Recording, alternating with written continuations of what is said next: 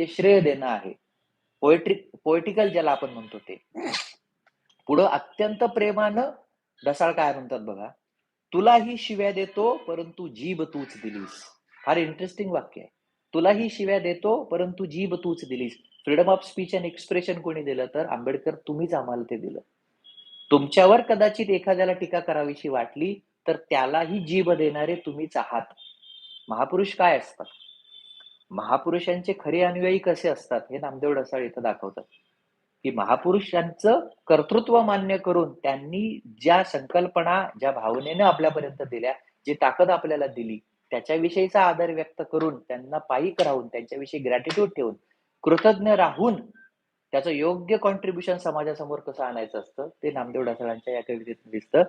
की तुलाही शिव्या देतो, परंतु जीभ तूच दिलीस. प्रेमानं जे म्हणणं आहे ना, जसं विठोबा माऊलीला वारकरी प्रेमानं हाक मारतात. जसं जसं तुकाराम महाराज आहेत किंवा आवली आहे आणि त्याच्यामध्ये येतं की विठ्ठलाला सुद्धा एक प्रकारे त्याला काहीतरी वाईट साईड बोलण्याची परंपरा भक्ती परंपरेत येते. कारण तो लाडाचा आहे, प्रेमाचा आहे. तसंच इथे पण आहे, की तुलाही शिव्या देतो, परंतु जीभ तूच दिलीस.